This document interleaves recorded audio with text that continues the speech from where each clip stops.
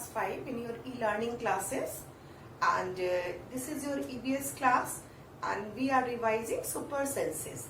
In our last video we have discussed the smelling sense of few animals, as well as few examples were given for the human being, and we came to know about their senses and how they use these senses in a different areas.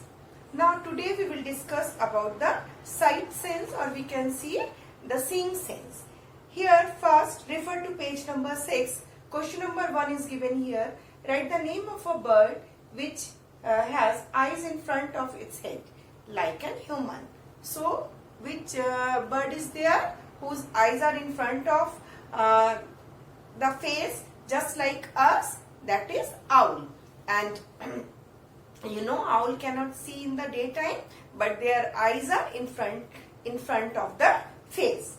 Now next question is given here. Write the name of some birds which have eyes on either side of the head, which is the size of their eyes as compared to the size of their head. So crow, pigeon, sparrow, eagle, all kinds of birds, maximum birds are there who are having eyes on the both side of their head, and their eyes are normally very small in compared to their head. Now most of the birds have different eyes, their eyes on the either side of the head. That's why they have a special power to focus on a different things at the same time. So their seeing area or the range of their seeing is wider than us. They can easily see both the side of their head, and they can focus both of the objects at the same time. As well as when this try to look at a straight, they can focus on a same object in the same time, and that time they can see their both eyes focus on the same object. So the object which is in their front, they can see that also. So in this way and their eyes work, and their seeing sense or their sight sense is stronger. Now we have seen that birds are often moving their neck very often. Do you know why? In most of the birds they move their head here and there, or side to side. Why they do it? Because most of the birds have fixed eyes, so they cannot move their eyes. That is the reason to see all around they move their neck side by side, or generally we will see oftenly they move their head side by side so that they can see all around. Now few questions are given here. We already discussed it, but as we are revising, so once I will revise, and then this text question I will give in the e-portal. You can see the answers from there, as well as you can write your own. Now close your right eyes or cover it with your hand. Tell your friend to stand to your right at some distance and ask him to do some action, wave, handshake, and etc.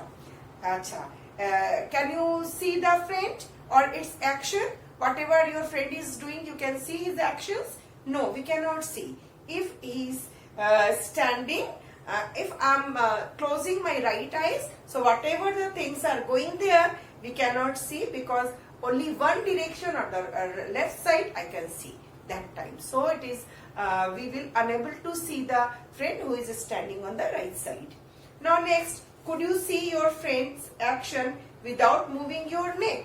If our eyes are open,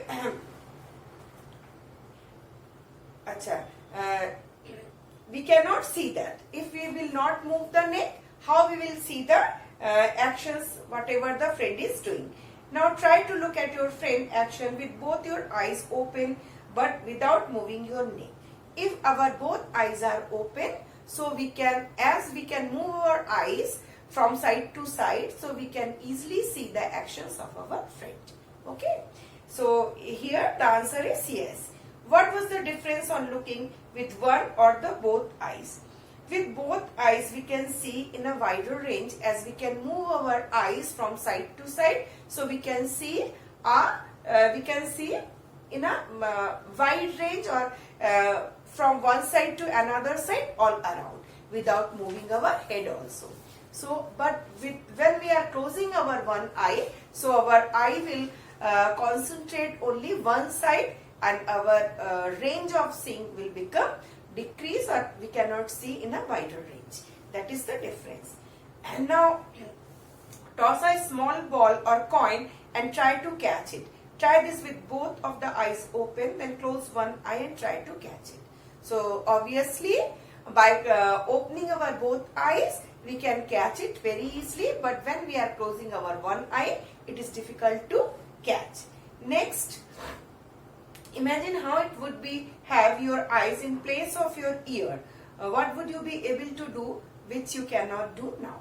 So if our eyes are just in place of our ear, then just like the birds, we can also see side by side, or we can see all around, and as well as we can see in front too, if we will focus our eyes in the straight forward or in the right, in front direction. So in this way the range of our seeing, or the range of our sight, will become increase. So it will be, we can see better if our eyes are in place of our ear. So that maybe it will not look so good and it will become very odd, but the seeing range will become increase. So that's all for today, and we have discussed about the sight sense. 1 and 2 examples we will do in the next video.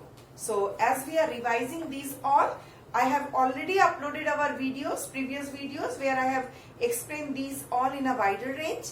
So you can go through them, as well as you can revise and write the answers. Text questions are not given in previously. So now I will upload these answers in your ebook.